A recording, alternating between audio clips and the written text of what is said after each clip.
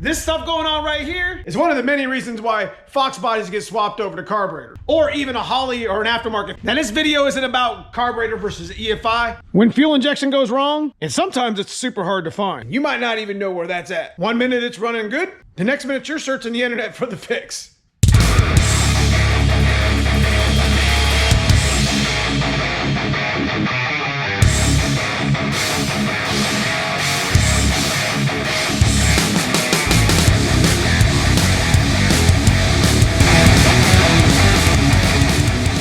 As you know, here on the channel, we're always talking about getting our shit off the jack stand. Car was running just fine. We were on the dyno, we were doing burnouts, everything was cool, right? And this one even had me stumped. But let me take you back to square one. It's just sitting here dead.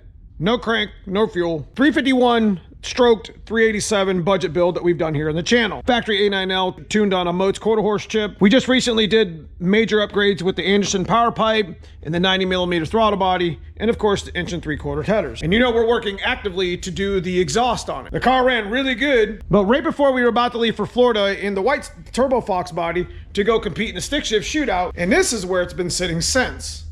Let me show you the problem. Batteries plugged in, keys on, no fuel pump. Shouldn't be that big of a problem, right? Yeah, that's what I thought too. Even some things like this get me stumped, and I was determined to find out what was wrong with it. You guys hear the stories about, I'm just gonna swap it to carburetor, or even just swap over to a Holley. This fuel injection stuff's a pain in the ass, and you're not wrong. Carburetors are badass. We ran those for years before we started messing with fuel injection and tuning. Sometimes the EFI stuff is overwhelming. These cars are getting old, guys. They're now literally 40 years old. There's gonna be things that's gonna go wrong in them that's gonna be difficult to find. So hopefully some of the information you get from my channel will help you maybe diagnose your problem. That way you can get your shit off the jack stands when you got the issue. We were doing a video for the BBK 1 3/4 header modification. Our 387 stroker was choked up, so we changed it up a little bit. We parked it, we installed the headers so we could set up the X pipe to build for the muffler swap videos that we're gonna be doing. And I went to fire the car up after everything was done, wouldn't fire. So, the black car was one of the first cars to actually get upgraded wiring to its fuel pump. Now this wiring also used to go down into the old stock tank when I had the hat set up like at the factory. So my very first spot to check was this relay and this fuse from the battery. There's a pink and black wire as you see here, which is the actual switch wire for the fuel pump relay. But after checking the relay, everything was fine. So my next culprit was the inertia switch. I was back here and removed this panel. This button comes up on an 87, 89. That'll cut your fuel pump off. This often happens when you get in an accident. You know, if you make a really good hit at the track, I've popped it making a hit in second gear. So I had this fancy little probe light, and I came down here and grounded on my ground down here and tested my relay. Just out of curiosity's sake, we decided to swap over the inertia switch to see if maybe I just had a bad switch. We're just throwing parts at this shit. I also changed out the relay. Neither one of those were the problem. So at this point, I'm thinking to myself, man, I probably got a bad computer. Let's go over on the shelf and pop one of those in. Because most of the time, it's probably something dumb anyway. So we had a spare computer that we had for the track in case we needed it for our A9L tune. Swapped it out, wasn't the problem. Was thinking to myself, well, maybe the quarter horse or the chip was bad. Took it out, wasn't the problem. Even though ECUs do have a common fuel pump relay problem, usually that issue's the pump stays primed. Throwing parts of the car, probably the worst thing you could do. We were just trying to get it fixed so we could get it running. Had some relays. This is the EEC relay. So that's where we started next. We're just throwing parts at this shit. If you go into your passenger side where your ECU is usually mounted against the frame here, push in, pull out, not pull up. These are usually corroded or all jacked up. These can be a cause for a fuel pump not to prime either. These also get pretty corroded. So that was my next one that I looked at. And we even swapped a couple of them out. At this point, I'm starting to kind of freak out because I'm like, all right, well, if it's not the computer, which is common, if it's not that EEC relay, I've actually replaced that very EEC relay in the white car years and years and years ago when it used to be a ProCharger P600B with a stock bottom end motor. So that's how I found that one out. So it's not the inertia, it's not the relay setup I put up for the fuel pump, not the EEC relay, not the computer. Where I should have started was the fuel pump relay. I knew at this point we were in trouble. So we grabbed a couple fuel pump relays. We're just throwing parts at this shit. And we grabbed our probe light that we had used back here. Driver's side floor pan where there's the fuel pump relay. Now mine is not attached to a bracket, but it's still pretty easy to access. just push the button down and pull it out. First thing you want to check is for corrosion on the back side of the pink and black wire. You obviously want to check for corrosion inside of the relay to see how bad it is. After we switched a couple of these fuel pump relays, we turned the key back on. There's 4 wires that go to your fuel pump relay. So there should be power on multiple ones of these. So in order for the fuel pump to actually work, it's got to have a power side, and this is the ignition side from the EEC relay. I knew I was into some trouble here, guys. So the very next thing that we're gonna do right now, and probably one of the worst things in a Fox body, the ignition switch. Some of you may or may not know, ignition switch was actually a recall. You need to monitor this plug for sure. This plug right here will burn your car down. This plug has literally every wire in there is power. And those things start to melt together. They'll start falling apart inside your ignition switch, and it'll cause a fire. And it'll short out some wires that you don't want to see shorted out. Outside of the GT switch, probably one of the #1 causes for Fox body fires. But I went ahead and bought one for myself. That's what we just pulled out of the box. So we're gonna go ahead and get it here in the car. That way I have peace of mind that it's already done. We're just throwing parts at this shit. Actually, I think this switch has already been replaced once, if I remember correctly.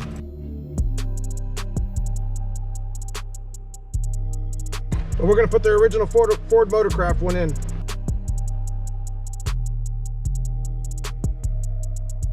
So I got to this point after I checked the relays and checked the ignition switch, turn the key on, still nothing.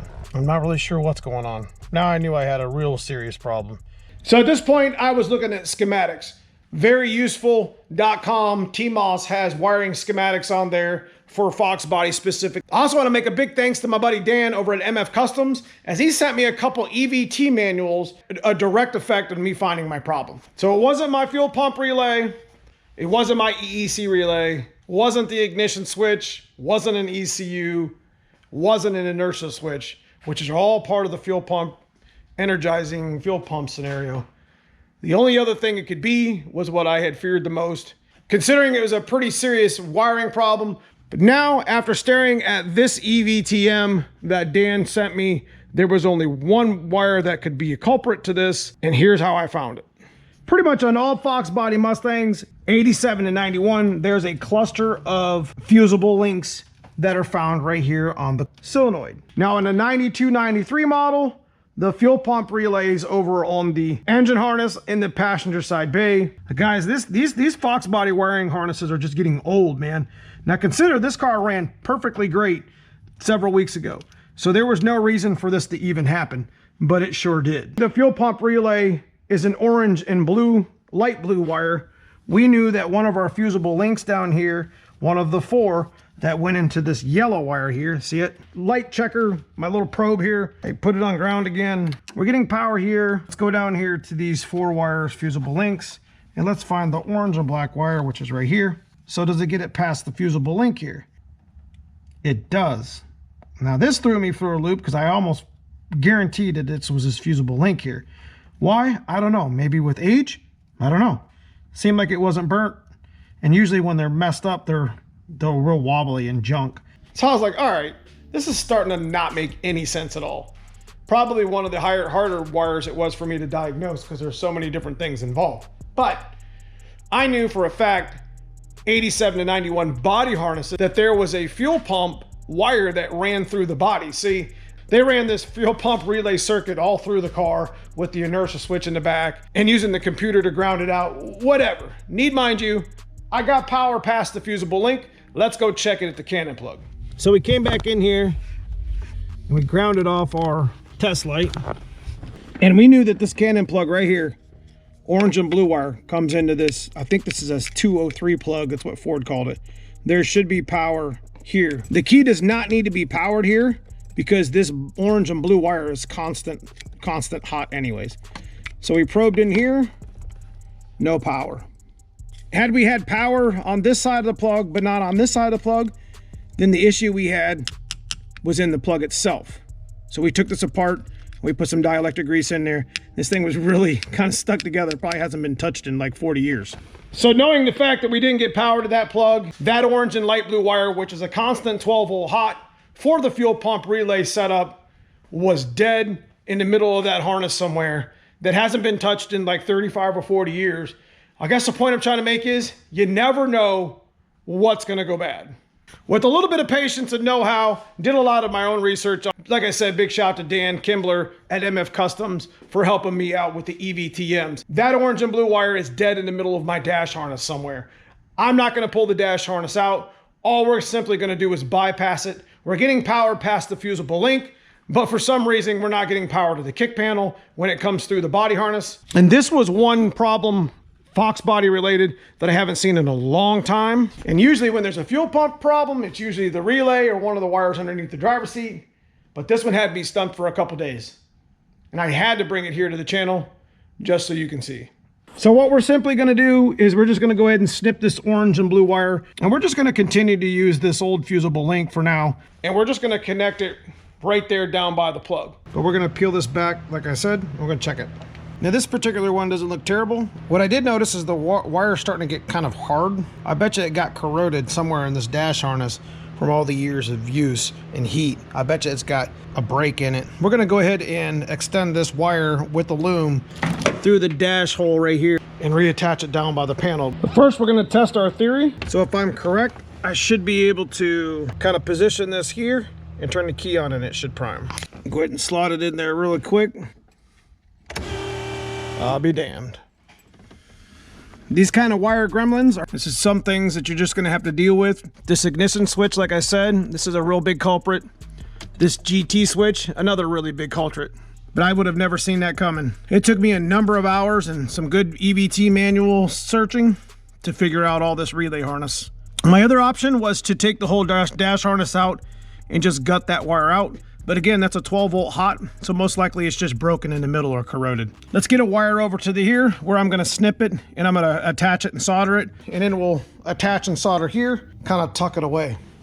So we pretty much got most of that stuff figured out in the car, got it all cleaned up. We had a pretty hot mess going on, but never know. Give you guys a quick idea of what we got coming up this weekend. You can see something's a little bit different there on our exhaust, and naturally we got some things going on. But let's get it off its jack stands and give it a quick fire. See if it works.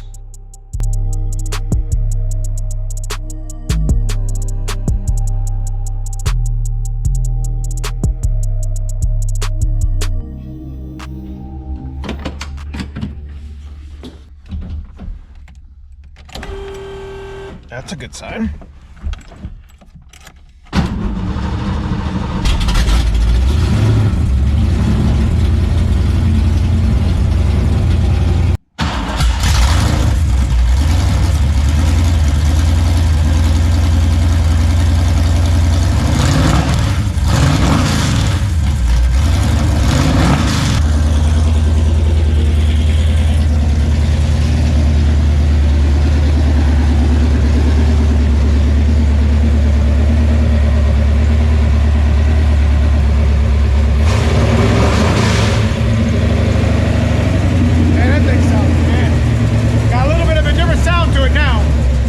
Well, we got it fixed.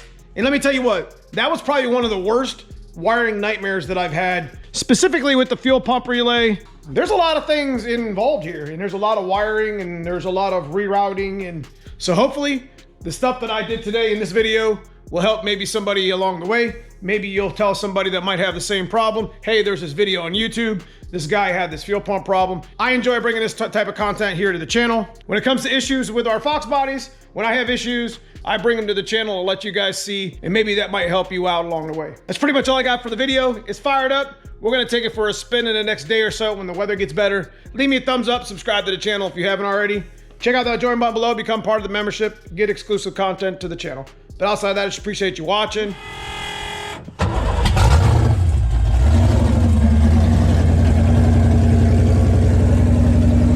Let me know what wire gremlins you had in your Fox body that you found.